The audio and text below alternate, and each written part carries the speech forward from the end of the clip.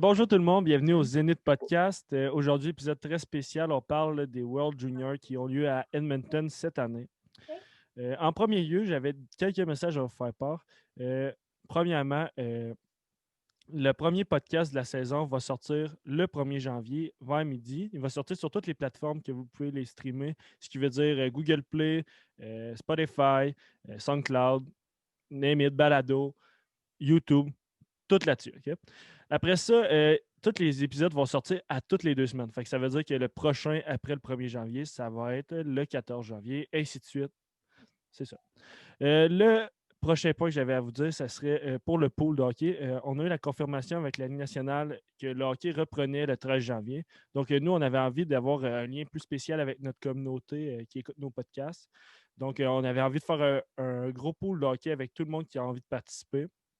Et puis, ça va être un pool payant. Tout l'argent qui va être amassé va être servi à payer les invités pour leur kilométrage qu'ils vont parcourir pour venir à notre studio. Mais aussi, l'argent qu'on va ramasser va pouvoir aussi servir à faire un gros prix pour le gagnant du pool. Puis aussi, le gagnant du pool, il va pouvoir venir nous parler en studio. Fait qu'en gros, c'est ça qui conclut le pool, si je peux dire ça comme ça. Oui, puis le podcast d'aujourd'hui, dans le fond, on reçoit Michael Alancette, c'est un journaliste spécialiste dans le hockey junior.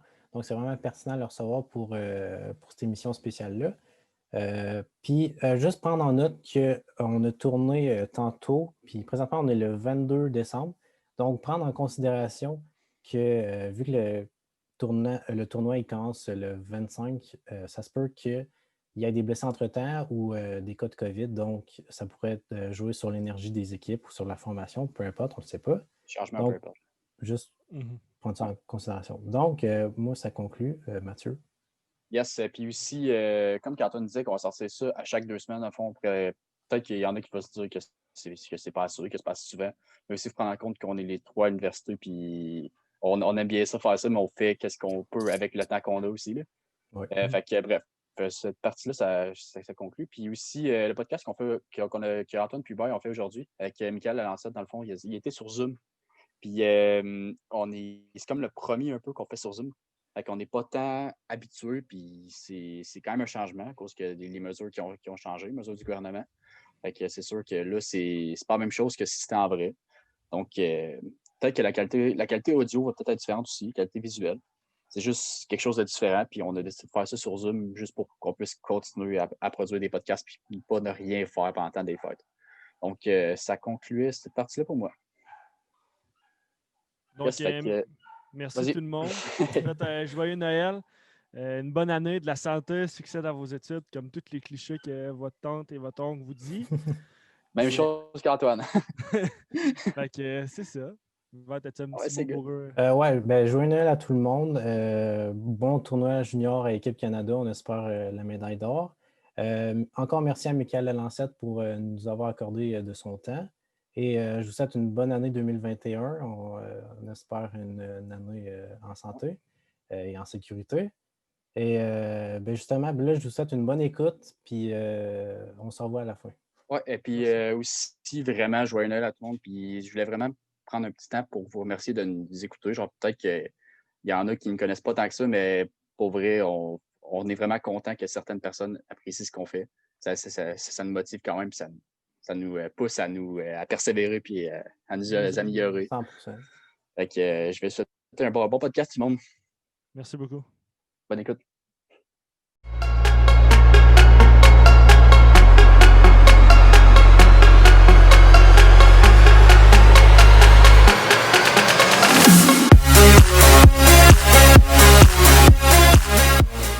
Donc, bonjour tout le monde. Bienvenue au Zénith Podcast. Je suis en compagnie de Hubert Rochelot ainsi que notre invité, Michael Lalancette. Bonjour les gars.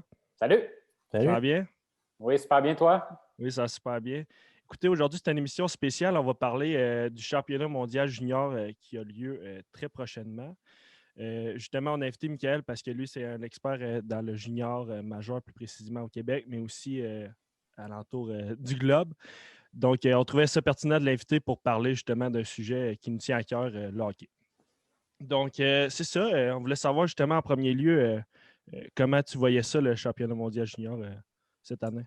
Ben, ça va être un tournoi différent parce que c'est un tournoi quand il est disputé au Canada. Je ne dirais pas quand c'est disputé un peu partout parce que quand on regarde ce qui se passe des fois en Suède, en Russie, il y a eu des villes en Slovaquie, en République tchèque, il y a eu des éditions que tu voyais que c'est un tournoi du Canada, le championnat du monde junior. Même si le Canada a connu sa part de difficultés dans je dirais, les 10 dernières années, ça demeure un tournoi qui a transpercé les années, qui a traversé les années à cause de la popularité au Canada. Puis quand le tournoi est ici au Canada, ben là, c'est la folie furieuse. Là. Moi, j'ai eu l'occasion de couvrir des tournois, surtout dans l'ouest du pays. Donc, eux, cette année, vont vivre un mondial junior complètement différent de ce qu'on a vu depuis 20-25 ans. Pas de spectateurs. Puis, oui, on va y aller avec des effets spéciaux, des bruits de foule en canne et tout ça. Mais le championnat du monde junior, la beauté de ça, c'est l'ambiance, c'est les spectateurs. La foule du championnat du monde junior, ce n'est pas une foule de Ligue nationale. Le monde est engagé dans les rouges en bas. Ce n'est pas des billets. Ben, oui, c'est des billets qui valent quand même assez cher, mais ce n'est pas des hommes d'affaires qui sont dans le bas, du monde qui ont beaucoup d'argent. C'est un tournoi qui s'est démocratisé au Canada. C'est sûr que les prix des billets ont monté parce que le tournoi connaissait beaucoup de succès. Mais je pense que ça va être ça, la différence du tournoi de cette année. Tu élimines les spectateurs, puis là, tu amènes la COVID, l'année 2020 là-dedans. Fait que c'est sûr que ça va être un tournoi différent, mais je pense qu'il y a une affaire qui va rester, les gars, puis je pense que vous allez être d'accord avec moi, c'est qu'on va être tous dans nos salons à regarder ce tournoi-là, un peu comme à chaque année, dans le fond. On va se rassembler derrière ce tournoi-là, puis ça va être un méchant beau 2 semaines pour RDS et pour TSN. C'est le pain et le beurre de ces deux chaînes-là pendant le temps des fêtes. Puis là, cette année, on n'a plus rien à faire. Fait qu'on va regarder le mondial junior. Non, c'est sûr, c'est ça. On va être tous très attentifs à cause de ça parce que ça fait très longtemps qu'on a vu du hockey de qualité là, à la télévision, puis pouvoir aussi voir les prospects qu'il y a eu au draft dernier. Fait que justement, ma prochaine question, c'était comment tu vois les joueurs du dernier draft dans le championnat? Je pense à des joueurs comme Byfield et Studzol qui pourraient avoir un impact très important dans leur équipe. Oui, bien écoute, ça va être intéressant de voir, justement, tu nommes un gars comme Byfield. Lui, il ne l'a pas eu facile l'année passée. Puis, tu sais, autant ça peut être, comment je te dirais ça, ça peut être une planche de salut, championnat du monde junior, autant ça peut être un événement qui vient te freiner dans ta course vers le repêchage. Puis, tu nommes Byfield. Byfield, c'est exactement ça. C'est un gars qui a connu un championnat du monde. Tu sais, en finale, il n'a pas fait une présence sur la glace. Ça veut dire qu'il n'était pas un élément clé. Ça veut dire que ce n'était pas un gars qui était incontournable pour l'équipe canadienne. Puis ça y a nuit, c'est sûr. Tu sais, les recruteurs, ils ont bien beau nous sortir la cassette, dire on évalue les gars tout au long de l'année, on sait qu'est-ce qu'ils sont capables de faire et tout ça. La vérité, c'est tu veux voir les meilleurs, tu veux voir ceux qui sont les mieux placés dans un repêchage. Bien, jouer puis répondre sous la pression. Puis tu sais, c'est la même chose pour un gars comme Askarov. Askarov, là, a vécu son année de repêchage et tout ça. Ça a été difficile pour lui. Puis il y a eu une année, il y a eu des hauts, il y a eu des bas. Alors, comment ces gars-là vont revenir dans le championnat du monde junior de cette année? Tu sais, il y en a eu des exemples au fil de l'histoire, des gars qui n'ont pas connu des bons tournois, puis après ça, sont revenus en force l'année suivante. Un gars comme Lundell n'était pas là l'année passée. Là, il arrive cette année. Tu sais, alors, moi, je pense qu'il y a beaucoup d'espoir. Il y a beaucoup de joueurs qui ont été repêchés dans le dernier repêchage qui vont s'illustrer cette année. On pense à Studula, à Marco Rossi, à Jack Quinn et tout ça. Alors, des gars de la dernière cuvée, tu sais, je regarde, dans le fond, il manque juste Alexis Lafrenière. Là, ouais, on a la crème de la crème. Là. Il n'y a pas beaucoup de lait. Tu sais, on dit que la crème remonte au-dessus, là, puis d'habitude, c'est le lait en dessous. Là, on dirait qu'il y a juste de la crème. Tu as bien beau brasser ça, tu vas de tous côtés. C'est juste du talent un peu. Il s'agit de regarder l'équipe canadienne pour s'en convaincre. Tu sais, 20 choix de première ronde. Je pense que ça parle beaucoup. Alors, il va y en avoir des espoirs pour les gars comme vous autres, les gars comme moi qui aiment ça regarder les meilleurs du monde. Ben c'est ça. Puis justement, on parle de Quinton Byfield en ce moment. Je me demande, toi, tu le verrais sur quel trio? Tu sais, parce que l'an passé, il jouait sur un 4e trio. Des fois, il était dans les estrades. Je me demande, moi, en tant que spectateur, je le verrais peut-être pas sur une première ligne parce que Dylan Cousin il est quand même très imposant en mise au jeu avec Kirby Dack. Mais Quinton Byfield, y a-t-il une place sur un 2e trio ou un 3e? Ben, j'espère. Sinon, ça va être un peu une déception. Moi, j'aimerais ça le voir parce que c'est un gars qui est un peu énigmatique. Je vous disais ça comme ça. Je parlais avec des gens qui étaient dans l'environnement de l'équipe canadienne junior l'année passée. Puis, on m'a dit c'est un gars qui, d'abord, est très intimidant par sa présence physique. dans un tournoi comme le Mondial Junior, c'est pas un si bon patineur que ça, mais il y a un bon coup de patin pour le gabarit qu'il a. Écoute, il déplace de l'air. Je pense que le tournoi est au Canada. Est-ce que ça va changer un petit peu l'arbitrage? Il y a beaucoup des arbitres canadiens. Alors, on a beau nous dire qu'il n'y aura pas d'impact parce que, bon, là, cette année, il va y avoir des arbitres canadiens qui vont arbitrer les matchs du Canada, mais on va voir, ça va être quoi l'impact? Parce que, dépendamment où le Mondial Junior s'est déplacé sur la planète, l'arbitrage n'a pas été le même. Puis là, cette année, ça va être des arbitres canadiens. Alors, est-ce que le style de jeu peut être un petit peu plus agressif, peut-être plus la rapidité avec la compatibilité? Parce que tu regardes l'équipe canadienne, on dit, oui, il y a beaucoup de talent, des choix de première ronde, tout ça, des joueurs vedettes, mais il y a des gars qui sont capables de jouer ce rôle-là, des gars qui sont capables d'amener de l'intensité, de l'énergie sur la glace. Donc, puis je pense que Byfield, s'il n'est pas en mesure d'amener ça, il y a des gars meilleurs que lui sur l'équipe pour être des top guns puis jouer en avantage numérique. Est-ce qu'on va l'utiliser en infériorité numérique? Je pense qu'il va y avoir des... Là, à date, on n'a rien vu parce qu'il n'y a pas eu de match préparatoire. Puis c'est ça, moi, je me désole un peu de ça. C'est le seul gros point négatif en ce moment, c'est que, me semble, il va y avoir manqué un petit peu de préparation à ce tournoi-là. Puis le Canada n'aura pas beaucoup d'adversité avant le 31. Fait que j'espère que la compétition... Puis j'en doute pas, en fait. Je connais André Tourigny, je sais comment il est, mais ça me fait un peu peur pour le Canada parce qu'ils ont un groupe hyper facile. Puis quand l'adversité va commencer, ça n'arrêtera plus jamais après. Là. Ça va être emmenez-en un autre, emmenez-en un autre. Alors, ils ne pourront pas se tourner les pouces longtemps. Il va falloir qu'il y ait une compétition à l'interne. Puis j'espère que Byfield va forcer des choix déchirants. À date, je regardais un petit peu les trios. On l'avait mis avec Zari et Suzuki. Est-ce que ça va rester? Moi, j'ai des doutes, mais on verra qu'est-ce que ça va faire parce qu'il y avait la première unité qui semble indélogeable, puis après ça, il y avait l'unité qui peut être soit une deuxième ligne ou une troisième ligne avec Holloway, Pelletier, puis je pense que c'est McMichael. Non, c'était Newhook. Alex Newhook, c'est ça, Alex Newhook. Donc, j'ai hâte de voir, ces gars-là, ils vont-tu être capables déjà d'être responsables, d'amener de l'énergie, puis de créer des choses offensivement, ou finalement, ça va être une ligne qui va être utilisée en infériorité numérique, puis qui va remplir plus le rôle d'un troisième trio. Ça va être tout, dans le fond, on va pouvoir commencer à jaser de ça quand le Canada va commencer à jouer, parce qu'à la date, on n'a rien vu. C'est ça, parce qu'il faut savoir que l'an passé, ils ont joué pas mal avec leur trio. Là. Ils inversaient pas mal les rôles des joueurs. Fait que c'est ça, je me demandais justement comment tu voyais Byfield à cet endroit-là. Ça va être intéressant, je pense. C'est un gars qui est capable de tout faire sur la glace. Mais il faut qu'il donne la performance. Puis là, il y a les cartes entre les mains cette année. Tu penses qu'il y a de la pression, justement, à son niveau? Justement, le fait que l'an passé, il ne jouait pas beaucoup, puis que cette année, il y a plus une place importante au niveau de l'équipe. Tu penses qu'il y a de la pression derrière lui? Par rapport à ça? C'est ça, les gars. Honnêtement, je pense que, sans dire qu'il a été piqué un petit peu dans son orgueil dans le dernier repêchage, mais on savait que, il y avait un certain doute chez les recruteurs. Il y avait un petit point d'interrogation autour de son nom. La vérité, c'est ça. Moi, je parlais avec des recruteurs, il y a des gars qui n'étaient pas convaincus. C'est sûr, c'est un centre naturel. C'est un gars qui est polyvalent, je le dis tantôt, capable de un peu tout faire sur la glace, gros gabarit, imposant physiquement. Dans un tournoi comme le Mondial Junior, à l'âge qu'il a, il faut que ça commence à embarquer, comme on dit. Il n'y a pas le choix. C'est ça. C'est quand même un jeune joueur. Il faut être patient avec, mais là, cette année, c'est le temps de prendre des responsabilités plus importantes, nous montrer ce qu'il y a dans lui. Puis, c'est pas pour rien qu'il a été repêché aussitôt dans le repêchage. C'est qu'il y a un talent, vraiment, il y a un gros potentiel professionnel.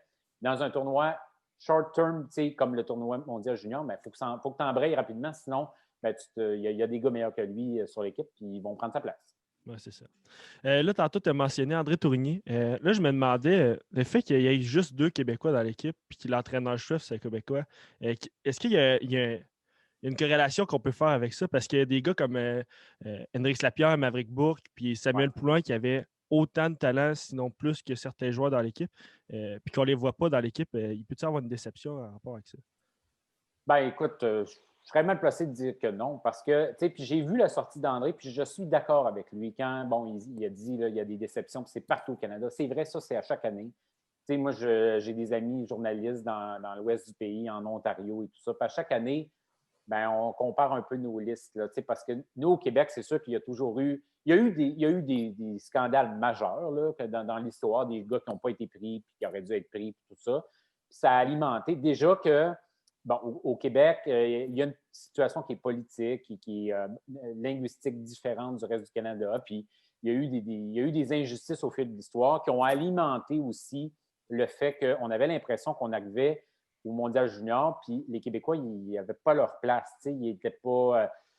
Puis je me souviens de l'année 2015, lorsqu'on a couvert un peu la Canada-Russie, un peu partout au Canada, puis tout ça, puis on était sur les matchs. Je parlais avec des joueurs du Québec, puis il y en a eu plusieurs cette année-là. Puis les gars me disaient, attends, c'est 2017, excuse-moi. 2017. Puis là, les gars me disaient, écoute, si on n'est pas une méchante gang sur l'équipe canadienne, là, ben là, ça ne marchera pas. Là, on ne comprendra pas. Fait que, même chez les joueurs, il y a une certaine frustration, certaines années, de dire le Québec n'est pas représenté comme ça se devrait, tout ça.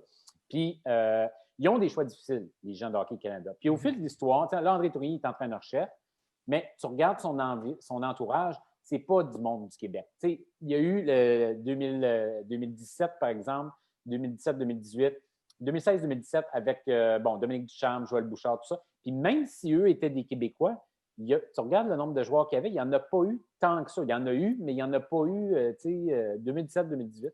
2016, c'est 2017-2018. On va y arriver. Il n'y avait pas nécessairement beaucoup plus de Québécois. Ils ont des choix difficiles à faire. Il y a beaucoup de joueurs au Canada. Ils doivent pousser leurs jeunes. Mais c'est sûr qu'il y a des années qu'il n'y avait même pas un entraîneur québécois.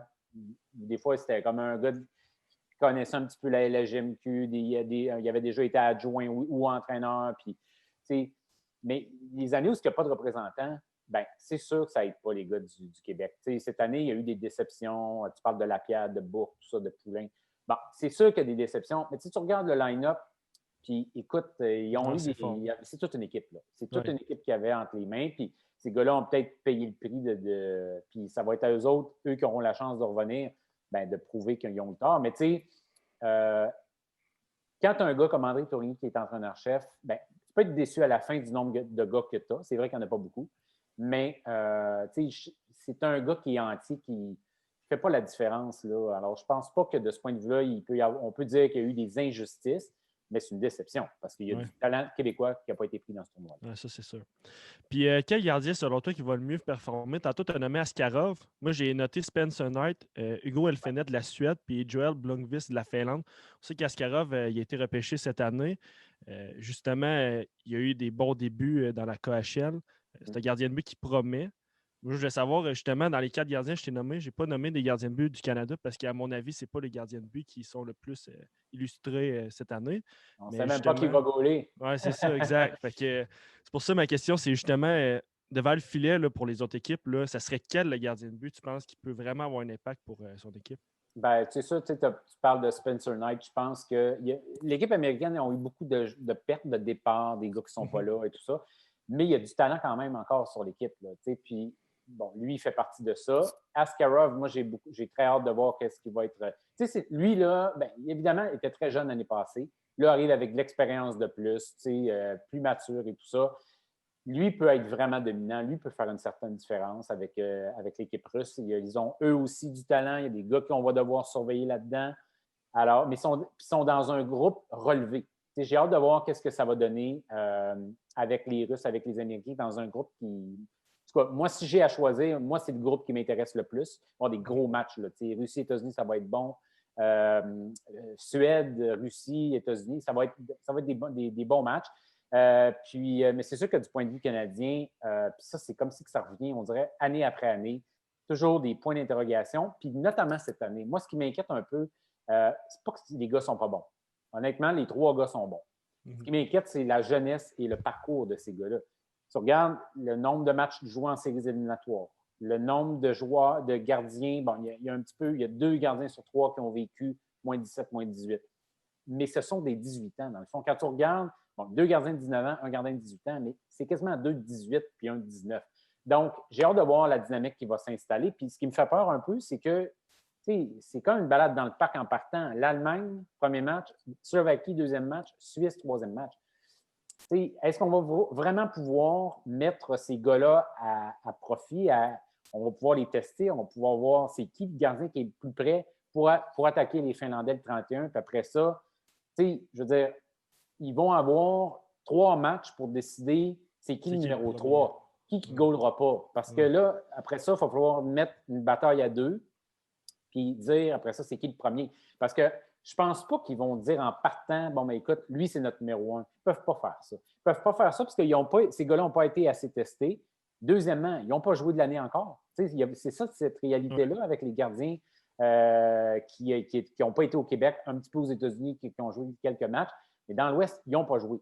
Alors, il y a quand même, je te dis, ça, c'est peut-être le dossier qui inquiète le plus les gens de l'équipe canadienne en ce moment. C'est la question des gardiens de but. Ils ne diront jamais ça publiquement, mais je sais que c'est ça. Puis c'est ça à chaque année, hein, les gars, je peux vous dire. Là, même les années où est-ce que le numéro 1, c'était le numéro 1, on pense à Carter Hart, souvenez-vous, la première année. Deuxième année, là, c'était moins un problème. Mais première année, il y a eu du... Ça a harcé, comme dirait mon ami Alain Chéné, de façon de dire que des fois, ça chauffe un peu. Oui, c'est sûr. Puis, mettons, là, je sais que c'est quand même une question grosse que je te pose, mais ton top 3 des meilleurs joueurs du tournoi, là, toute équipe confondue, ça serait quoi? Ben là, écoute, moi, je veux voir Cole Caulfield s'affirmer dans ce tournoi-là. Ouais. Parce que là, il n'y a plus de raison, là, il n'y a plus de revenez-y pas. Tu sais, je pense qu'on connaît son talent, on connaît son potentiel. C'est un gars qui est capable de marquer des buts et tout ça. Le problème, c'est qu'il disparaît un peu. Puis c'est une critique qui revenait même dans son année de repêchage. Il y a des recruteurs qui nous disaient qu'il est peut-être un petit peu unidimensionnel, dans le sens que s'il ne marque pas des buts, il fait quoi? Ouais. C'est-tu un gars qui est partout sur la glace, qui est une bougie d'allumage, qui est une étincelle, qui crée des choses? S'il ne score pas, il fait quoi? Puis là, l'année passée, il n'a pas scoré. Il n'a pas scoré. Il n'a pas un mauvais début de saison, même si, bon, je sais que les partisans à Montréal se sont inquiétés avec les 2 mauvaises performances à RDS. En tout cas, ça, c'est un autre débat complètement. Mais, tu sais, moi, je veux le voir s'affirmer. C'est le plus vieux joueur du tournoi cette année. Alors, moi, je pense que s'il n'est pas dominant, tu sais, on avait vu qu'est-ce qui est... Généralement, les gars qui sont les plus âgés dans un tournoi doivent s'affirmer, doivent être meilleurs. Puis on a vu avec Alexis Lafrenière l'année passée qu'est-ce qu'il était en mesure de faire, qu'est-ce qu'il a été en mesure d'accomplir. Tu sais, qu'il y avait un gars qui avait de l'expérience, qui avait été là l'année d'avant et tout ça. Tu sais, quand tu es un gars de deuxième année dans le tournoi, tu es supposé être dominant. Si tu n'es pas dominant puis tu as été repêché top 10, top 15, bien là, on se pose un peu des questions de ce point de vue-là. C'est sûr que du point de vue canadien, il y a quand même des bons joueurs aussi. Je les nommais. Le duo, là, Raymond Oates, j'ai hâte de voir ces gars-là. Parce que là, ils ont une fenêtre, puis ça va être un peu les moteurs de leur équipe dans le mondial junior. Alors, ces gars-là, j'ai hâte de les voir. Après ça, bien, les gardiens de but, on en a glissé mot tantôt. Il y a des bons défenseurs, des Haino, là, tout ça. Il y a du talent. Un top 3, c'est dur à faire parce que, mettons, on va dire ce tour-là. On a tous hâte de le voir dans le tournoi. Mais ça ne sera pas avec une équipe de premier plan. Alors, je dirais qu'il y a plusieurs joueurs que j'ai hâte de voir, mais dire un top 3, c'est plus difficile, mais j'ai hâte de voir comment ces gars-là vont répondre. Kirby Dack, après avoir de l'expérience nationale, il n'a pas vécu le tournoi, mais on le sent affamé, on le sent prêt pour le tournoi. J'ai hâte de voir. Peyton Krebs, il avait manqué beaucoup de matchs, on va le voir là. Alors, moi, c'est un peu tout le monde, dans le fond, que j'ai hâte de voir. Les meilleurs, les gars qui ont été repêchés en première ronde, les gars qu'on suit depuis longtemps. Du point de vue québécois, ben écoute, c'est juste un gars comme Jacob Pelletier. Je pense que les gens de peu partout au Canada risquent de tomber en amour avec lui s'il connaît un bon tournoi parce que, premièrement, il y a une personnalité attachante, puis deuxièmement, c'est un gars sur la glace, c'est un joueur de hockey que les gens aiment, qui ressemble au style de jeu canadien. Mm-hmm. Sinon, tantôt, tu as nommé Alexis Lafrenière dans les joueurs qui étaient âgés l'an passé. Justement, le fait qu'Alexis Lafrenière ne fasse pas partie du tournoi cette année parce que les Rangers ne l'ont pas laissé, est-ce que tu penses que ça peut avoir un impact sur l'équipe canadienne, sur les performances? Écoute, ça va-tu avoir Avant l'épisode de COVID avec la Suède, je t'aurais peut-être dit oui, mais là, non, ils ont une équipe de premier plan. Je le mentionnais tantôt, là, c'est 20 shots de première ronde. Puis je pense la Suède, la Russie et les États-Unis ensemble, je pense que ça fait 19 ou 20. Là, fait que C'est une équipe qui a énormément de talent. Puis, tu sais, sincèrement, c'est sûr qu'ils auraient aimé ça, avoir Lafrenière avec eux cette année. Mais, tu sais, écoute, Hughes ne sera pas là avec les États-Unis. Je veux dire, à un moment donné, ces gars-là ont donné au tournoi. Ils ont été bons. Maintenant, c'est à d'autres à prendre la relève. Puis, est-ce que ça va nuire à l'équipe canadienne? Écoute, il aurait été meilleur avec Lafrenière, c'est sûr. Mais, bon, moi, c'est l'histoire du tournoi. C'est des gars qui auraient pu participer, qui ne participent pas. Ça arrive à chaque année. Le Canada a vécu ça plus souvent qu'autrement. C'est sûr que quand tu as un exceptionnel, disons ça comme ça, ben, tu le veux avec ton club, tu le veux dans ton alignement, puisque tu sais que ça peut faire la différence, notamment s'il y a des blessés et tout ça. Sinon, tantôt, tu as nommé l'Allemagne, la Suède, la Finlande, des équipes. Est-ce que tu penses qu'il y a une équipe qui pourrait nous surprendre? Par exemple, là, on est habitué de voir les États-Unis, le Canada, la Russie triompher le tournoi. Y a-t-il une équipe qui pourrait nous surprendre autre que ces équipes-là? Ben, j'ai hâte de voir la Finlande. J'ai hâte de voir la Finlande. C'est une équipe qui, défensivement, va être quand même solide. Alors, j'ai hâte de voir ce qu'ils vont être capables d'accomplir. Sinon, ben, ça revient beaucoup au même. Là. Évidemment, il y a eu des années où est-ce que l'Autriche a fait un petit peu mieux qu'on pensait. Des fois, c'était la Suisse qui nous montrait des signes encourageants. C'est un tournoi où est-ce qu'il y a énormément de parité. Je pense qu'on peut faire des prédictions comme on veut, autant comme aujourd'hui. Puis on se reparle dans 2 semaines, puis là, nos analyses sont complètement changées. Je pense que du point de vue de la Slovaquie, on peut mettre ça de côté. C'est sûr que ce ne sera pas une équipe qui risque de surprendre. Mais en même temps, les attentes sont tellement au plancher, peut-être qu'ils peuvent faire un petit peu mieux qu'on s'attend. Je dirais peut-être la Finlande. C'est un pays qui a une belle progression en termes de hockey de développement puis tout ça. Donc, je vais avec la Finlande, même si je n'ai pas des attentes outre mesure avec ce pays-là, mais c'est un tournoi qui est énorme, très, très, très serré, au grand bénéfice d'ailleurs de la qualité du tournoi. Puis justement, tu as mentionné que la défensive de la Finlande allait être super bonne.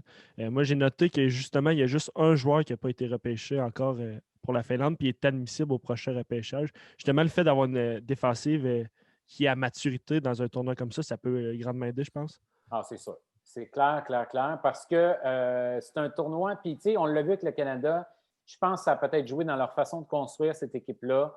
Vitesse, patin.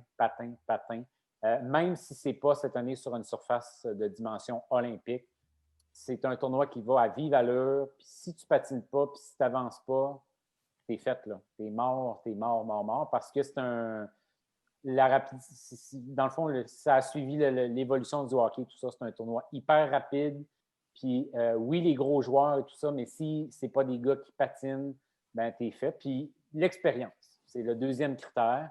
L'expérience a une valeur immense dans ce tournoi-là. C'est pour ça que l'équipe canadienne, en plus d'être talentueuse, est quand même expérimentée. Beaucoup de joueurs qui étaient là l'année passée, qui ont vécu les rouages, qui ont vécu les matchs de pression et tout ça. Et ça, généralement, ces gars-là, ce sont ces gars-là qu'on va voir ressortir plus le tournoi va avancer parce qu'eux autres, ils l'ont vécu, ils savent à quoi s'attendre, ils n'ont pas moins de pression, mais ils savent la gérer autrement. Puis, c'est d'ailleurs ce qui me fait un peu peur avec les gardiens du Canada. Hein? On en revient à ça, là, mais ils n'ont pas beaucoup d'expérience. Puis, il va falloir que défensivement, les défenseurs soient là pour les gardiens de but. Parce que c'est beau demander les performances des gardiens, mais il faut que tu les protèges, ces gardiens-là, considérant justement qu'ils sont un petit peu plus jeunes, moins expérimentés. Justement, tu as mentionné la taille de la patinoire cette année qui est différente. Est-ce que tu penses que les joueurs nord-américains peuvent avoir un avantage justement aux autres joueurs de la Finlande, la Suède, qui sont habitués de jouer sur une patinoire plus olympique? Oui, je comprends ta question. Sincèrement, je pense que c'est plus vrai l'inverse. Je pense que quand on arrive sur une plus petite glace, c'est moins vrai qu'avant que les Européens débarquent ici et il y a un ajustement difficile à faire. Il y en a un, là, c'est sûr. Mais bon, il y a des gars là-dedans qui ont vécu des expériences dans les moins de 18 ans sur des patinoires nord-américaines. Il y a beaucoup de joueurs européens qui évoluent en sol canadien dans la Ligue canadienne de hockey. Alors, l'adaptation pour bien des gars de ces gars-là, elle a été quand même un peu faite, là. moi, je trouve que c'est plus vrai quand l'équipe canadienne, quand les équipes américaines se retrouvent sur une glace nord-américaine, sur une glace européenne, c'est-à-dire, là, c'est beaucoup plus d'espace. Puis j'ai trouvé, en tout cas, dans la façon de construire les équipes du Canada, que ça manquait cruellement d'ajustement dans la façon de construire les équipes. Ça a été corrigé dans les dernières années. Mais, tu regardes les pires tournois du Canada, là, je te dirais depuis 2014, 2016, les expériences en Europe, il y a eu des leçons qui ont été prises de ça. On ne peut plus là, bâtir les équipes là, canadiennes comme dans les années début 2000 puis fin des années 90. Là, lance la rondelle dans le fond puis va chercher. Là, tu peux plus faire ça. Tu es mort. Tu dois être bon en contrôle de rondelle, en possession de rondelle, être créatif dans des zones restreintes, tout ça, puis avancer sur cette glace-là. Sans quoi tu te perds sur. C'est un champ, là, c'est un champ de glace, là, une patinoire européenne. Donc, je pense que l'inverse est peut-être moins vrai. Il y a un ajustement, c'est clair, mais souvent, ces gars-là ont déjà vécu le contexte nord-américain. Parfait. Toi, tu étais analyste au dernier repêchage l'an dernier. Tu as vu Kaiden Guhle se faire repêcher. Est-ce que tu penses. C'est quoi ça serait son rôle, tu penses, pour l'équipe Canada cette année, compte tenu du fait que justement, il a été repêché seulement cette année, puis il n'est pas le joueur le plus mature de son équipe? Non, c'est ça. Puis tu regardes la brigade défensive, tu as des Drysdale, des Byram. C'est pas le top gun du Canada. Fait que moi, je pense que de lui demander de jouer un rôle de top 4, je vais être surpris s'il va être à la fin du tournoi. Là, mettons, le Canada est en finale, là, puis Goulet, si tu un gars du top 4, je vais être surpris. Moi, je pense que c'est un réaliste top 6, le troisième paire de défense. Peut-être jouer dans certaines situations, dépendamment, bon, est-ce qu'il va avoir des blessés? C'est tout ça, c'est l'aspect impondérable qu'on ne contrôle pas avec l'équipe canadienne dans un tournoi comme ça.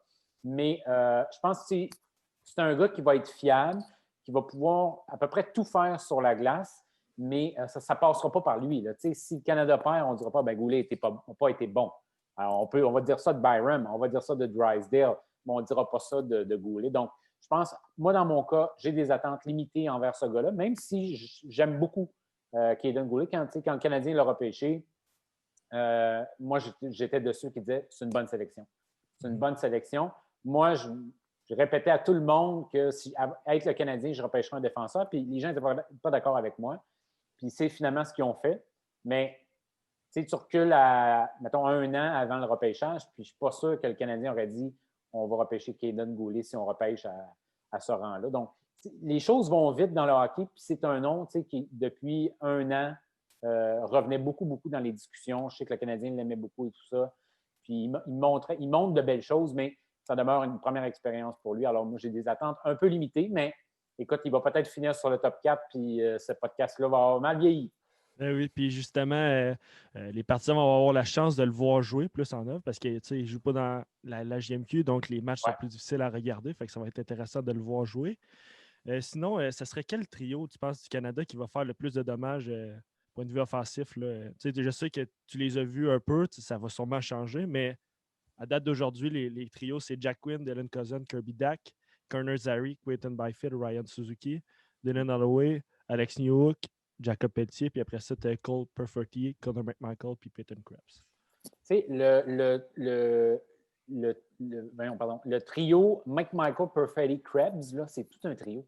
Je pense qu'on a peut-être tendance à un petit peu les sous-estimer, les négliger en termes de talent. Mais moi, quand tu me parles de Dak, de Cousins, de Quinn, écoute, c'est hyper explosif, c'est complet dans leur façon de jouer. Alors moi, ça serait le trio que je pense qu'à la fin, en bout de ligne, va s'illustrer le plus offensivement. Mais le trio de Perfetti, c'est loin d'être mauvais aussi.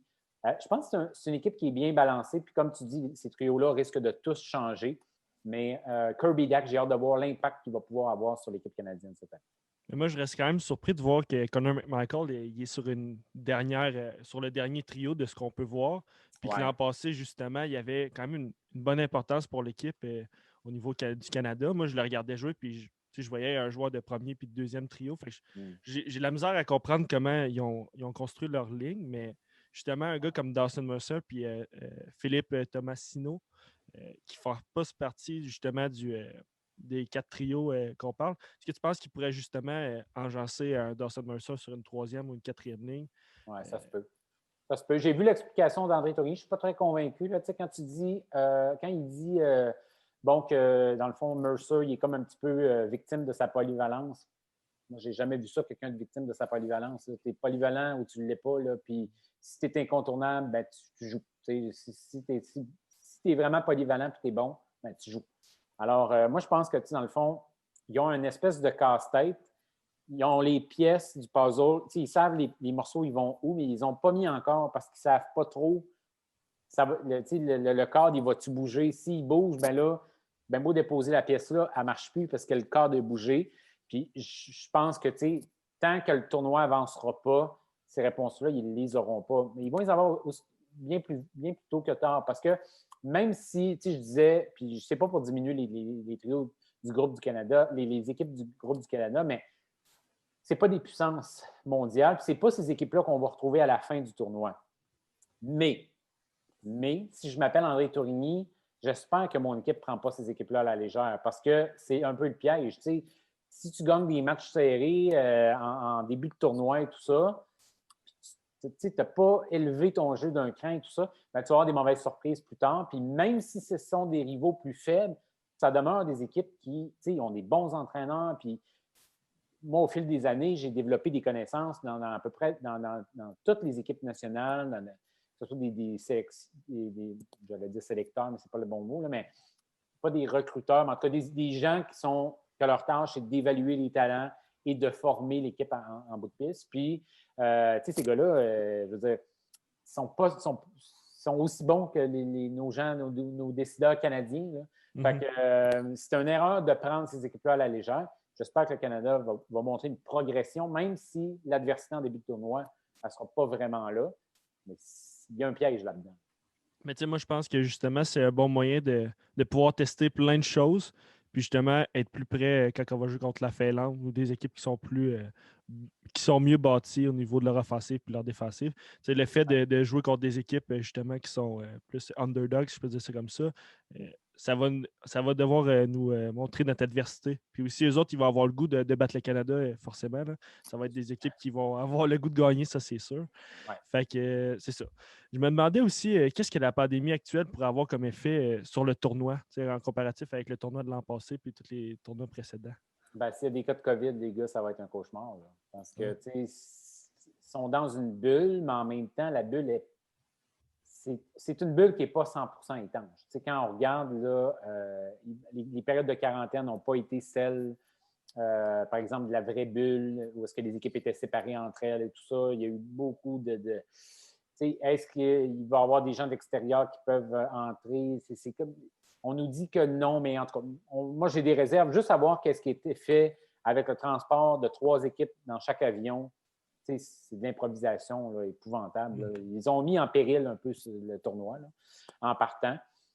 C'est sûr que s'il y a de la COVID, ça va bouleverser le tournoi. Qu'est-ce qui peut venir faire en sorte que... La question, c'était quoi? Excuse-moi, qu'est-ce qui a fait en sorte que... Qu'est-ce que la pandémie actuelle peut avoir comme effet sur le tournoi? Le tournoi. Ben, écoute, il s'est joué moins de hockey. Fait que la cohésion. Je pense qu'il va falloir quand même être un peu patient. Quoique, on se disait ça lors de la reprise de la Ligue nationale, puis on n'a pas vraiment vu ça. Ça a repris à fond de train, tout ça, c'est des professionnels. Là, c'est de faire des chimies avec des gars un peu raboutés de tout bas, de tout côté.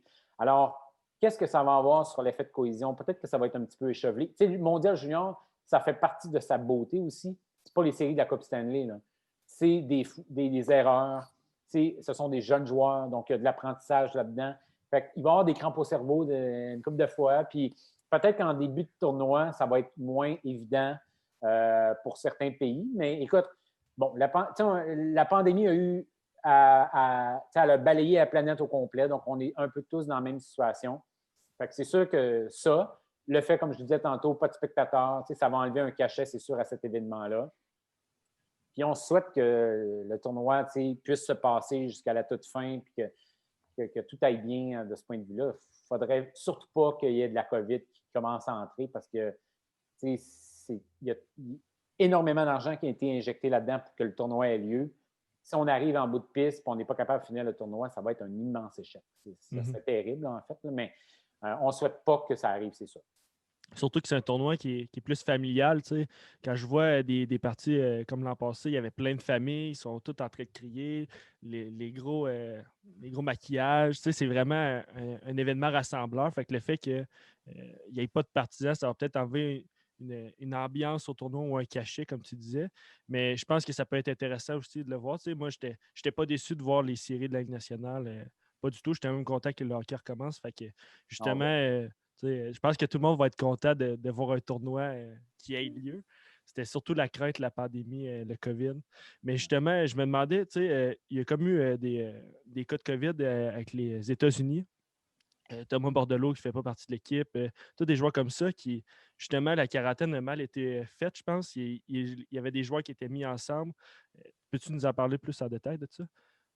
Ben, écoute, du point de vue, tu sais, comme Bordelot, c'est un peu une victime collatérale de la COVID, dans le sens que, tu sais, bon, il était jumelé avec un joueur dans 2 par chambre, puis son compagnon a été testé positif. Là, ça a fait en sorte qu'automatiquement, on ne pouvait pas prendre de chance, on ne pouvait pas continuer avec Bordelot. Puis, tu sais, moi, je trouve que ce qui a été dommage, c'est que les paramètres n'ont pas été les mêmes nulle part. T'sais, ça a été géré d'une certaine façon au Canada. Il y a eu des cas de COVID. Après ça, ben là, ça a été la quarantaine très stricte. Ça, chapeau aux gens du Canada là-dessus. Puis après ça, ben là, tu t'imposes des quarantaines des joueurs qui doivent être 14 jours enfermés dans leur chambre d'hôtel à ne pas pouvoir sortir, à avoir aucun contact avec l'extérieur. Il fallait que ces gars-là s'entraînent dans leur chambre d'hôtel. Il y avait des meetings par Zoom. Puis il y a 3 équipes par avion qui arrivent, des avions qui étaient cordés. Il manquait d'espace pour le bagage. On a joué avec le feu là, dans le tournoi. Fait que je pense que là, dans les 3000 cup tests qui ont été faits dans les derniers jours, il n'y a eu aucun cas. Ça, c'est positif. Là. Ça veut dire que là, premièrement, on a stabilisé la situation. Mais ce qui est déplorable, c'est qu'un aussi gros tournoi, avec autant d'investissement, d'argent et tout ça, parce que de la façon que ça marche, les gars, là, le mondial junior, c'est le pays hôte qui paye. Là. Fait que là, c'est le Canada, Canada, c'est Hockey Canada qui défraie les factures puis tout ce qui est à payer là-dedans. Fait que c'est énormément d'argent. Puis, je ne sais pas, la logistique des vols, ça a été décidé par qui? C'est-tu Hockey Canada qui a décidé pour vouloir sauver un peu, a fait embarquer toutes ces équipes-là, toutes entremêlées dans les mêmes avions. Moi, je regardais, là, il y avait des journalistes là, qui accompagnaient les équipes. Écoute, ça faisait pas sérieux, là, ça n'a pas de bon sens. Fait que, moi, je trouve qu'il y a eu de l'improvisation au début, mais là, depuis ce temps-là, ce qu'on nous a montré, ben, pas de cas de COVID, au-delà de 3500 tests, je me souviens plus, 3600, je pense. Puis là, on a pris la situation en main, puis on nous dit que c'est très strict. Là, il y a eu des périodes de 4 jours pour les personnes qui rentrent dans la bulle, qui arrivaient de l'extérieur. Mais tu sais, 4 jours, c'est pas à 100 là. Ça peut aller jusqu'à 15 jours, 20 jours qu'on demande pour une quarantaine là, qui est complètement fiable à 100 Il va falloir continuer à surveiller qu'est-ce qui va se passer avec les tests, parce que c'est ça, ultimement. Ce sont les tests qui vont dicter la suite du tournoi. Fait que, il y a eu de l'amateurisme un peu, dans le sens qu'il aurait dû avoir une politique qui s'applique à toutes les équipes, que ce soit plus strict que ça, parce qu'on est venu près de frôler la catastrophe. À un certain moment donné, là, quand les cas ont commencé à se succéder, je l'ai fait. Sais-tu quoi? Je pense qu'on n'aura peut-être pas de tournoi. Parce que, à un certain moment donné, il faut que tu aies des équipes. Là. Il y a un certain minimum d'équipes à avoir dans le tournoi. Puis on ne pouvait pas commencer le tournoi avec 3 équipes, 4 équipes. Là. Ça n'aurait pas été sérieux. Ça n'aurait pas donné. On ne peut pas faire un mondial junior avec 3 équipes. Là. Mais non, ça, c'est sûr. Hubert, je sais que tu avais des questions. Si tu veux les poser, ça. Oui, j'ai mon super segment prédiction. Tantôt, tu as dit que la surprise du tournoi pour toi, ça serait la Finlande. J'aurais une autre prédiction. Mettons, ton MVP du tournoi, ça serait qui? Broberg. Tiens, je vais y aller avec Broberg. Parfait. Puis tu vois qui en finale et tu vois qui gagner la finale? Ben, une finale avec le Canada. Ça, c'est obligatoire. C'est obligatoire. Tu sais, moi, j'ai suivi des tournois où est-ce que le Canada était là, au Canada en finale. Puis même si le Canada perdait, c'est pas grave. le show était bon, le match a été, c'est de l'émotion, c'est des revirements, tout ça. Là, c'est sûr, il y avait des spectateurs. Là, il n'y en aura pas cette année, mais c'est pas grave. On va vivre ça un peu chacun chez soi. Alors, le Canada en finale, c'est sûr. Les finales contre la Russie, moi, j'aime bien ça. Okay. Parce que c'est deux. Les Russes, ils ont de l'animosité, il se passe quelque chose. C'est ça, exactement. Ça donne un bon spectacle généralement. Mais les États-Unis, je pense que les États-Unis sont peut-être un petit peu négligés dans le tournoi. Moi, je pense qu'ils peuvent surpasser les attentes, être meilleurs que ce qu'on pense qu'ils vont être dans le tournoi. Ils ont quand même encore du talent. Puis, ils aiment bien ça, jouer les troubles à fête avec le Canada. Donc, c'est ça, là. États-Unis-Canada, j'aime bien ça, mais Russie, ça a aussi une saveur spéciale. Parfait. Puis, oui, mettons, quel espoir du Canadien tu vois faire le meilleur tournoi entre Caden Gooley ou Cole Caulfield? J'ai un petit peu affiché mes couleurs tantôt, mais Caulfield doit vraiment s'imposer. Okay. C'est un gars qui a de l'expérience, c'est un gars qui a de la maturité. Puis là, on veut le voir traîner son équipe sur ses épaules. Il a joué avec des bons joueurs dans les dernières années, il a du talent et tout ça, mais là, c'est à son tour. Time to shine, c'est Caulfield cette année. Alors moi, je pense qu'il doit prendre Dans le fond, le tournoi des États-Unis va être un petit peu à l'image de Caulfield. Si Caulfield est décevant, les États-Unis, ça risque d'être un tournoi un petit peu plus difficile pour eux. Okay. Il va même avoir une chance de gagner l'MVP. Si, exemple, il traîne son équipe, justement, comme tu dis, en finale, puis qu'il joue super bien, là, on ne sait pas, mais ça serait super le fun là, de le voir, justement, évoluer, puis que les amateurs ne soient pas juste comme quand on le levait RDS, puis non, c'est ça. Puis ça va mettre la table aussi pour son prochain camp d'entraînement, parce que, tu sais, on va voir, ça va être quoi la suite avec Caulfield, qu'est-ce qui l'attend dans les prochaines années, puis tout ça. Comment va se passer sa rentrée avec le Canadien quand cette rentrée-là aura lieu. Alors, ça va, je pense que ça va placer les choses pour ce qui va l'attendre à Montréal pour la suite des choses. Donc, j'ai hâte de le voir. Sincèrement, je n'ai pas aimé certaines affaires que j'ai vues de lui depuis quelques temps, mais il est encore très jeune, puis c'est un peu normal. Il faut lui donner du temps. Là, j'ai une question qui n'a pas tant rapport, mais je fais le comparatif entre deux éditions d'Équipe Canada. Ouais. Pour toi, laquelle des éditions est meilleure, celle de 2005 ou celle de 2015? Celle de 2005, pour rappeler, il y avait Sidney Crosby à 17 ans, Patrice Bergeron, Corey Perry, Ryan Getzlaf et Shea Weber. Et pour 2015, il y avait Connor McDavid à 17 ans, Sam Reinhart, Nick Petan, Braden Point et Shea Theodore. Pour toi, laquelle 2005. 2005, sans hésitation. Oui, vraiment. Okay. 2015, ça a été une bonne édition aussi. Ça a été un bon tournoi. Moi, j'ai eu la chance de le couvrir. Puis, ça a été un bon tournoi, mais moi, 2005, c'est sûr, écoute, c'est une équipe de rêve. Non seulement pour la carrière que les gars ont connue aussi dans la Ligue nationale après, mais la dynamique. Écoute, le Canada, c'était toute une machine de hockey. Puis, je vais y aller avec 2005. Est-ce que pour toi, dans ce cas-là... Oh, excuse-moi, Antoine. Non, vas-y. Est-ce que dans ce cas-là, 2005, ça serait la meilleure équipe junior de tous les temps? Alors, c'est parmi les bonnes. Oui. C'est parmi les bonnes. C'est sûr que celle du début 90, je ne m'en souviens pas. Puis celle des années 80, j'ai aucune idée. Fait que, je les vois sur papier, un peu comme vous, mais je ne les ai pas vues. Mais c'est une des bonnes, c'est sûr. Je n'ai jamais fait l'exercice un palmarès, là, mais c'est dans les bonnes. OK. Parfait. Justement, tu couvres un événement de cette ampleur-là en tant que journaliste, analyste. Comment tu te prépares justement pour un tournoi de cette ampleur-là? Bien, je te dirais qu'il y a deux réalités. En fait, il y en a trois. Il y a celle du diffuseur.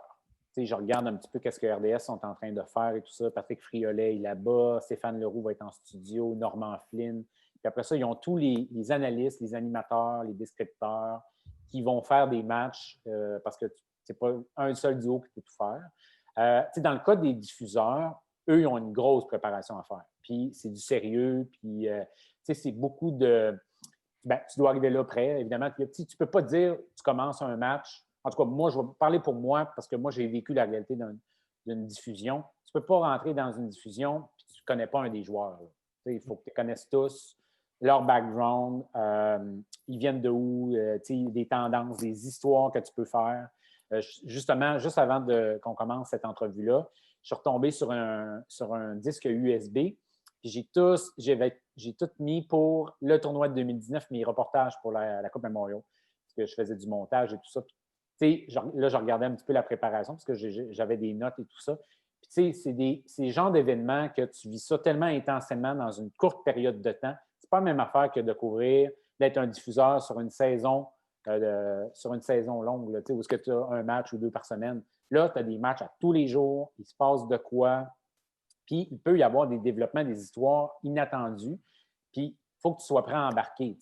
Ben, évidemment, chacun fait la préparation qu'il veut. Il y a des gars, ils ne s'en cachent pas, ils ne connaissent pas vraiment tous les gars, mais ils vont tomber plus ils vont analyser plus le jeu et tout ça. Puis, je dirais que ça correspond aussi aux attentes du monde. Il y a des gens qui vont regarder, mettons, le championnat du monde junior, qui veulent entendre parler des espoirs. Ils veulent entendre parler des joueurs. Les joueurs viennent d'où? C'est quoi leur parcours? C'est quoi les histoires? Qu'est-ce qu'ils ont eu à traverser comme étape, comme adversité, tout ça?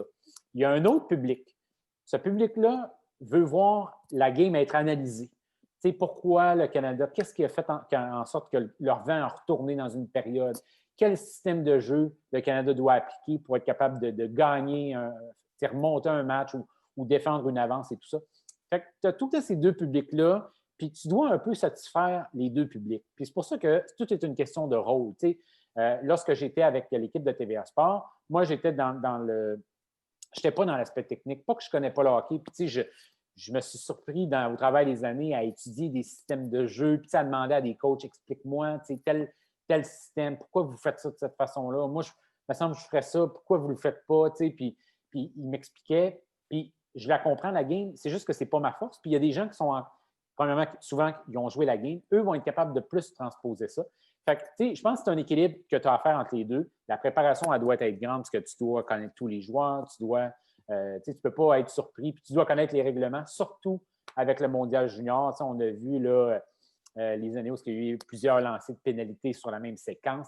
Tu sais, ça, c'est des affaires que tu dois connaître ton livre des règlements quand tu es un diffuseur, surtout à l'échelle internationale, parce que ça diffère des règlements qu'on voit un petit peu par exemple, Ligue nationale ou hockey junior. Puis, tu as la réalité de couvrir l'événement comme un journaliste accrédité. Moi, c'est cette réalité-là que j'ai vécue pour ce qui est du championnat du monde junior. Puis, tu sais, c'est sûr, c'est beaucoup moins de travail, dans le sens que la préparation, je la faisais quand même. Je me préparais sur tous les joueurs, documenter tout ça. Puis, je couvrais ça en format nouvelle. Mais ça n'a rien à voir avec un descripteur, avec un analyste qui va faire tous les matchs, qui est en ondes, tu sais, constamment. Nous, quand on est un journaliste accrédité pour la télé, tu n'as même pas le droit de filmer durant le jeu. Tu n'as pas le droit de filmer 90 minutes avant le début d'un match. Fait que, tu sais, dans le fond, un coup que le match commence, là, tu le regardes un peu comme un spectateur. Tu sais, es sur la galerie de presse, tu te prends tes notes, tu peux aller sur Internet, tu vérifies tes choses, mais ça s'arrête là. Après ça, tu recommences à travailler, entre guillemets, après le match, parce que là, tu descends faire tes entrevues et tout ça. Alors que dans la diffusion, ben, tu es en ondes, là, ça y va, tu as des entrevues, c'est deux affaires complètement différentes. Puis, ça change ta préparation, ça change l'expérience que tu vis aussi. C'est bien plus le fun d'être un diffuseur, c'est plus de job, c'est plus de travail, puis tu as plus de ressources aussi pour le faire. Donc, c'est deux affaires complètement différentes, puis, mais sauf que les deux, c'est le fun. C'est ça. Mm-hmm. Non, c'est sûr, mais toi, tu aurais aimé ça, justement, être un diffuseur pour le championnat mondial junior. Bien, c'est sûr que j'aurais aimé ça. C'est sûr que j'aurais aimé ça parce que, puis on m'avait à un moment donné offert une expérience à la radio. C'est une radio, ben, c'était la radio suisse lors du mondial. Écoute, je ne me souviens plus l'année, là, mais puis dans le fond, les autres, ils me demandaient, on aimerait ça avoir un point de vue canadien, on aime ce que tu fais, on te suit en Suisse et tout ça, puis ça te tenterait-tu de venir faire de la radio durant les matchs? Puis j'ai dû dire non, malheureusement, parce que mon employeur avait refusé. Puis c'est tout à fait normal. Tu sais, on te paye pour couvrir un tournoi, c'est pas pour que tu ailles travailler pour un autre diffuseur. Mais j'aurais beaucoup aimé ça le faire parce que ça m'aurait donné une autre expérience et tout ça. Mais c'est sûr que de couvrir le tournoi, même si ce n'est pas sur place, même si c'est en studio, tu sais, je vous le disais tantôt, moi, je me suis fait des contacts partout. Dans l'équipe suisse, j'ai des contacts. J'en ai dans l'équipe américaine. J'en ai dans l'équipe russe, c'est plus difficile. J'avoue qu'ils ne sont pas trop... c'est plus compliqué en Russie. Je regarde un petit peu en Suède, j'ai un contact. En Slovaquie, j'ai un grand ami qui est avec l'équipe. En République tchèque, je connais aussi des gens. Tu sais, à un certain moment donné, tu te crées des amitiés, tout ça. Puis, c'est sûr, j'aimerais ça dans le futur, dans les prochaines années, pouvoir couvrir ce tournoi-là parce que même si c'est en studio, il y a des affaires que tu peux faire pour raconter des trucs qui se passent à l'interne. Généralement, on a de la difficulté à aller là-dedans, mais avec plusieurs années de travail dans cette business-là, j'ai des contacts, puis c'est sûr qu'à un moment donné, je vais vouloir le faire. Ça va être où, ça va être quand, je ne sais pas. Mais ce sont les tournois que j'aimerais ça couvrir comme diffuseur, effectivement. Puis toi, à base de ton background, c'est quoi pour travailler justement avec le junior? Ça a été quoi ton background? Tu veux dire mon parcours? Oui, c'est ça. Écoute, mon parcours, j'ai commencé, j'ai étudié en communication à l'Université Laval. Moi, à la base, je voulais être un journaliste écrit. J'adore écrire et tout ça. D'ailleurs, j'ai repris l'écriture dans les derniers mois. Je vais avoir des trucs à annoncer prochainement. Puis après ça, je suis rentré au journal Le Soleil. Ça a été comme ma première vraie job dans les médias. Entre-temps, il y avait mon ami Raphaël Doucet, qui est maintenant au 91.9, qui m'avait offert une pige à Hockey le magazine. Fait que je m'occupais de la chronique de Hockey Junior pour Hockey le magazine. J'ai commencé au Soleil. J'étais là 2 ans et demi de temps. Puis après ça, après une année, Vox, à l'époque, m'a appelé, m'a dit écoute, on aime ce que tu fais, tu es jeune, tu es rafraîchissant, tu présentes le hockey junior d'une façon différente. Puis nous, c'est exactement ça qu'on veut. On veut un chroniqueur, une chronique par match pour les matchs de hockey junior le vendredi soir. Fait que j'ai fait ça pendant 1 an. Je suis entré en 2010 à Vox à l'époque. On se déplaçait un peu partout au Québec, puis j'avais une chronique par match. Fait que, c'était pas beaucoup, mais moi, c'était mes débuts en télévision parce que je n'avais aucune expérience là-dedans. Je n'avais pas étudié. J'avais fait initiation en télé-radio. C'était la seule expérience que j'avais. J'ai fait ça. Puis par la suite, il y a eu TVA Sport, le lancement, 1 an plus tard, en 2011. Puis Patrick Case, que je connaissais, m'a dit écoute, on aime ce que tu fais, tu sors de la nouvelle, puis tout ça, ça va dans le genre de choses qu'on veut lancer, tout ça à TVA Sport. Puis Paul Rivard, qui s'occupait du recrutement, qui s'occupait de former la salle de nouvelles, m'a appelé. Puis il m'a dit écoute, ça te tente-tu, TVA Sport, puis tout ça? Mais moi, j'avais beaucoup développé mes contrats et tout ça. Ça roulait à fond de train à Québec. Mais j'ai dit, écoute, je vais l'essayer. Je ne peux pas passer à côté de cette opportunité-là. Puis, je n'ai jamais regretté ça. J'ai été là de près de 10 ans, en fait. J'ai tout donné pour TVA Sport. J'ai fait de tout. J'ai fait de la nouvelle, bien entendu. J'ai fait des émissions spéciales. J'ai vécu de la diffusion en direct. J'ai fait des séries télé. J'ai fait un documentaire à MaTV que je n'ai jamais arrêté. Alors, j'ai 10 ans de compléter à MaTV.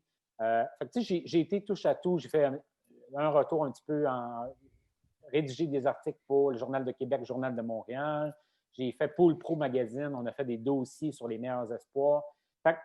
J'ai dit non à rien. En fait, j'ai dit oui à tout. J'ai tout accepté les mandats qu'on m'a confiés. Puis là, ça nous amène à maintenant, 10 ans plus tard. Puis, je n'ai pas de regrets versus ce que j'ai accompli à TVA Sport. Au contraire, j'en suis très fier. Puis, ça a duré plus longtemps que bien des gens pensaient. Parce que je me souviens, quand j'ai joint TVA Sport en 2011, on me disait « T'es-tu malade de t'en aller là? Vous vous chiez dans la gueule du loup, ça ne marchera jamais. RDS, ils ont un monopole, sont indétrônables, sont là depuis 20 ans, puis vous ne réussirez jamais. » Puis, tu sais, TVA Sport, en tout cas, bon, ça n'a pas détrôné RDS, mais ils se sont installés sur cet échiquier-là. Puis ont été capables d'avoir de bons coups contre RDS. Alors, c'était un plaisir vraiment de travailler là pendant ces 9 années-là. Bien, c'est sûr.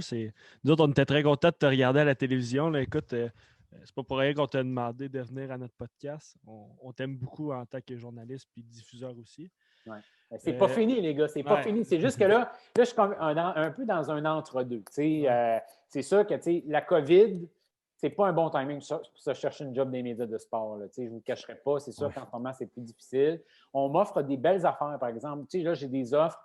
Je dis rien pour le moment parce que, premièrement, il y a des affaires qui sont en négociation et tout ça. Puis, je veux faire ça de la bonne façon, pouvoir annoncer les nouvelles opportunités en temps et lieu.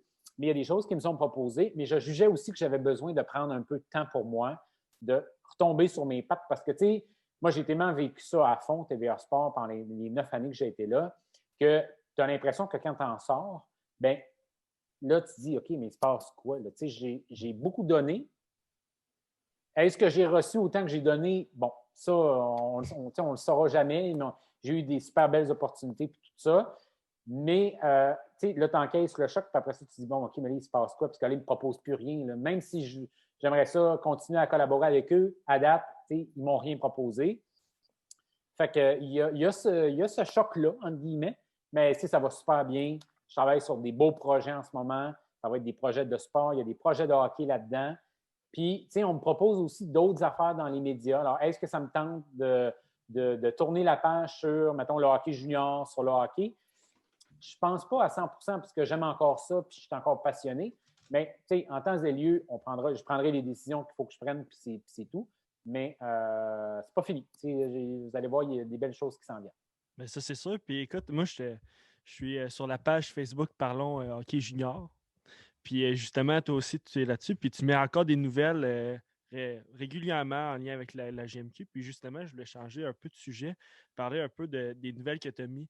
Tu parles aussi des nouvelles mesures avec les bulles dans la GMQ. Est-ce que tu sais comment un peu ça va fonctionner? Oui, bien c'est ça. Je me suis pris quelques notes parce que je me disais que sûrement vous alliez me poser une couple de questions là-dessus. Tu sais, dans le fond, bon, il y a eu l'expérience à Québec en novembre, puis ça a été une expérience positive. Ça a coûté très cher. Tu sais, je veux dire, je parlais avec des propriétaires qui me disaient ouf, tu sais, ça a été une expérience coûteuse, mais on devait le faire. On devait le faire sans quoi notre saison est en péril. Parce que avec l'évolution de la COVID, puis tu sais, là, c'est encore plus d'actualité avec le nombre de cas qu'on a en ce moment. Ils sont bien conscients que ça va être très difficile de recommencer à jouer dans un monde normal avant le mois de juin. Puis, au début, on s'est dit, on va peut-être être capable d'avoir des spectateurs à partir, mettons, du mois de mars, tout ça. Là, on ne pense même pas à ça, là, avoir des spectateurs au mois de mars. Là. Ça va être des bulles presque jusqu'à la fin de la saison. Donc, ce qu'ils ont fait, là, ils ont annoncé 4 villes bulles pour la reprise du junior le 22 janvier. Alors, ça fait en sorte que, bon, officiellement, on nous a dit début janvier. Puis après ça, bien, il y a la quarantaine qui est à faire. Puis après ça, on va recommencer à jouer le 22 janvier. Alors, on va faire 4 bulles de 3 équipes par ville. Ces 4 bulles-là, il va en avoir 4, donc à partir du 22. C'est Chicoutimi, Drummondville, Rimouski, Shawinigan. Et dans ces 4 bulles-là, bien, c'est les 3 équipes par ville vont jouer 2 matchs, donc, dans ces bulles-là. Et il va y avoir une troisième bulle, si on considère que la première du mois de novembre, c'est la première, du 29 janvier au 6 février. Là, il va y avoir 3 bulles. Ça va être 4 équipes par ville. Alors, encore les mêmes 12 équipes du Québec. Mais seulement à Chicoutimi, Drummondville et Rimouski. Alors, Shawinigan ne sera pas dans cette troisième bulle-là. Mais ils vont jouer 6 matchs. Alors là, ça va être plus de matchs, mais dans moins de villes. Fait que ça fait en sorte que, si on regarde, c'est 8 matchs en l'espace d'à peu près 1 mois et demi. Alors, c'est sûr, ça ne fait pas beaucoup. Lorsqu'on considère le rythme, la cadence de match qu'on avait auparavant dans les saisons de hockey junior, on ne se rendra jamais à 60 matchs. Si on se rend à 40 matchs, ça va être bon. Moi, je pense qu'on vise justement une trentaine de matchs, 30-35 matchs, peut-être 40, mais il va falloir que ça s'accélère et qu'il y ait d'autres bulles. On prévoit en faire une autre en février. Celle-là, elle va peut-être être encore plus considérable. On va voir toutes les mesures et tout ça. Mais ce qu'on doit retenir, c'est que premièrement, viser un calendrier final de plus de 40 matchs, moi, je n'y crois pas. Viser un format de classement final avec toutes les équipes qui ont joué le même nombre de matchs, j'y crois pas. On regarde juste le Phoenix de Sherbrooke qui ont 6 matchs à jouer. Comment tu veux ils ont déjà 10 matchs de retard versus l'équipe qui en a joué le plus. Tu ne peux pas, avec la formule actuelle, leur permettre de reprendre ces 10 matchs-là. Alors, ça va être très difficile. Là, ils sont en train de regarder, ça va être quoi justement le format. On fait quoi pour les transactions? On fait quoi pour le classement final? Est-ce qu'on y va pourcentage de points? Puis tout ça. Ça va être très, très, très technique à établir ce format-là. Alors, ce ne sera pas une saison comme les autres. Il faut s'ajuster. Mais l'important, les gars, là, c'est que les gars jouent, les gars puissent s'entraîner, se développer, puis que nos équipes continuent d'être actives. Parce que, on ne sait pas ça va être quoi dans 1 an, dans 2 ans. qu'est-ce qui va rester du hockey junior au Canada? On n'est même pas sûr que les 60 équipes vont être capables de continuer d'opérer après tout ça. Je regardais Portland, qui ont été vendus, je pense, c'est 6 millions il y a quelques jours. Là, dans les belles années de Portland, c'est une équipe qui aurait pu être vendue au-delà de 10 millions de dollars.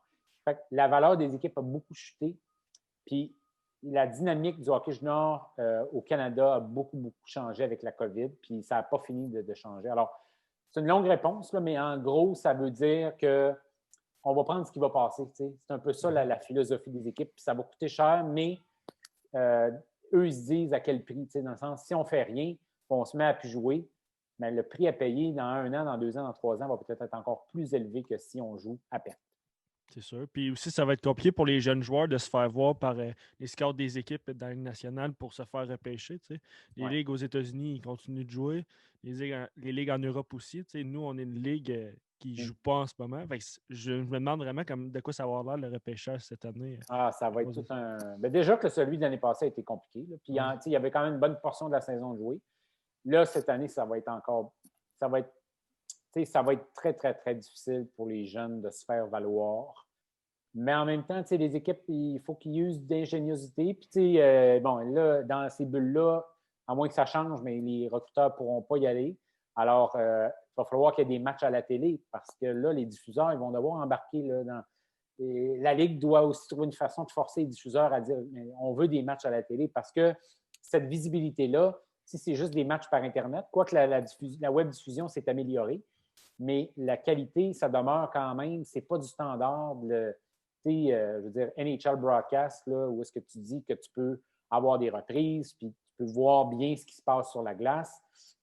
C'est pas évident sur des ordinateurs d'évaluer les jeunes. Alors, c'est sûr que ça va être une année très compliquée. Puis je regardais juste le repêchage de la Ligue de l'Ouest là, qui a été reporté en décembre.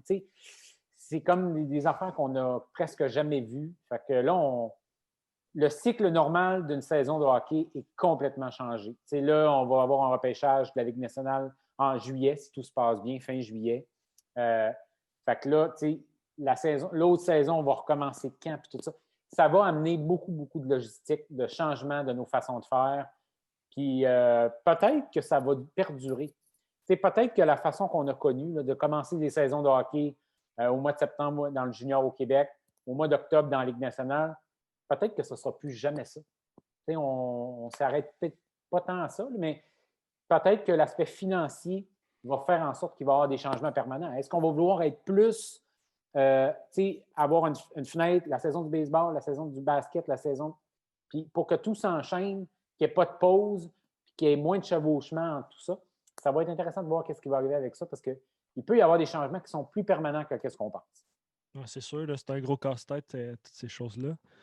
Écoute, je me demandais, tu as parlé un peu du marché des transactions. On peut s'attendre à quoi pour le marché des transactions dans la JMK? On a vu que le Dracor a bougé avec Nathalie Garé. On peut s'attendre à quoi, justement, vu que toutes les équipes ne vont pas jouer le même nombre de matchs?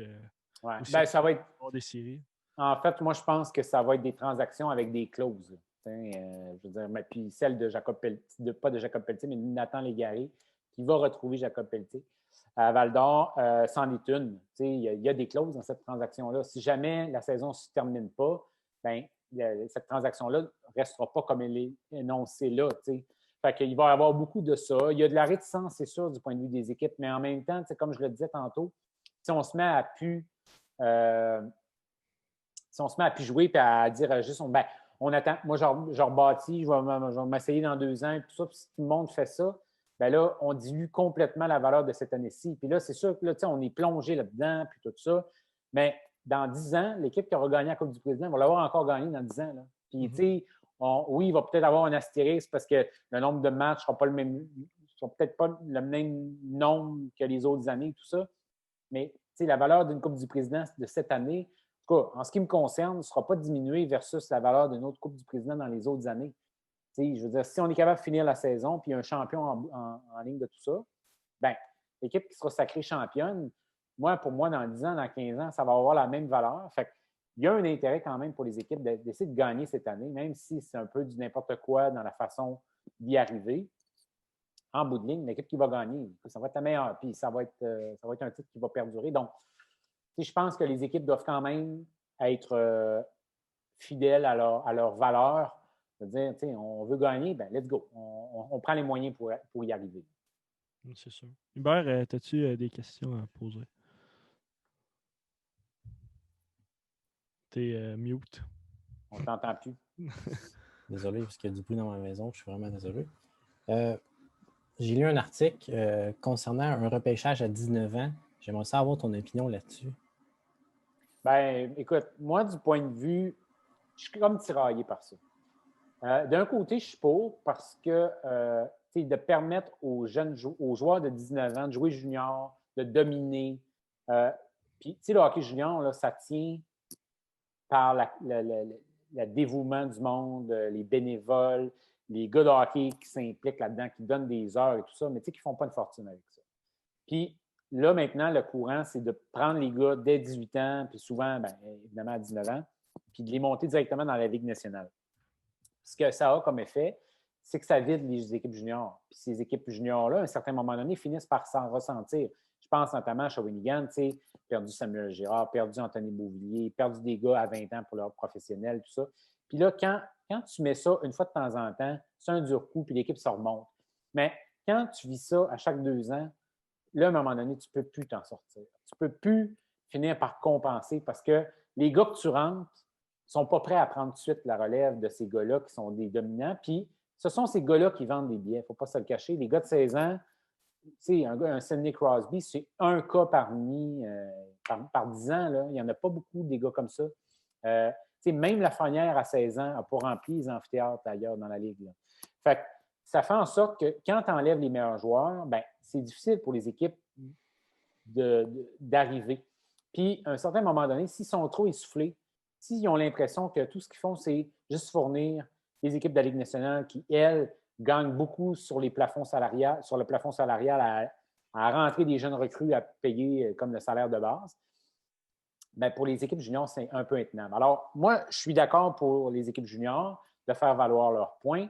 En même temps, pour les équipes de la Ligue nationale, je suis un peu d'accord aussi avec elles parce que une des plus belles choses qui est arrivée à la Ligue nationale, c'est de rajeunir son visage, d'amener le talent rapidement, puis pas de faire passer les meilleurs joueurs par la Ligue américaine, qui est un peu, sans dire une ligue obscure, mais les meilleurs maintenant ne passent plus par la Ligue américaine. C'est directement dans la Ligue nationale, puis ça a été au bénéfice du spectacle.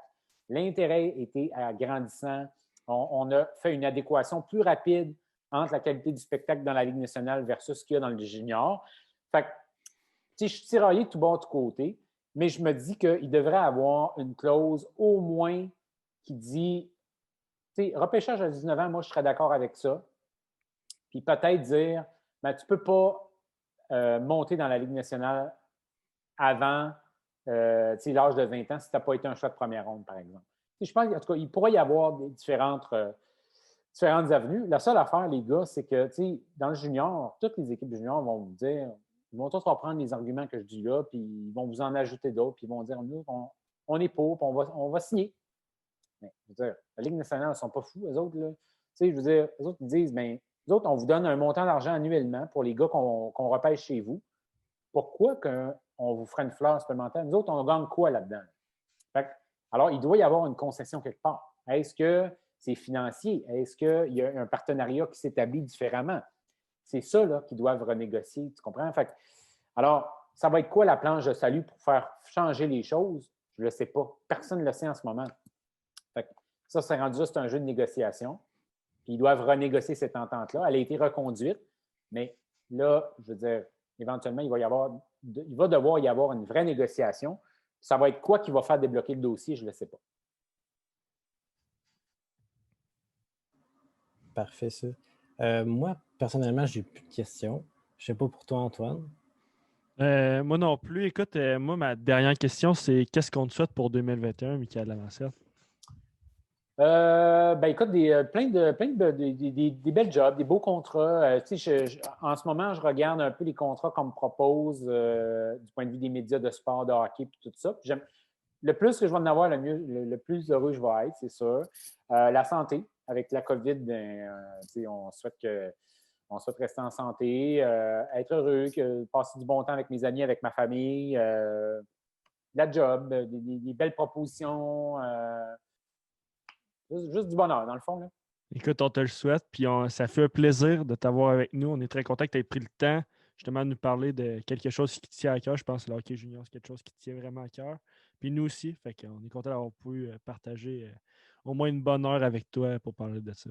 Merci C'est un beaucoup. plaisir. Merci beaucoup, messieurs. Puis je vous souhaite joyeuses fêtes et une bonne année 2021 à vous deux.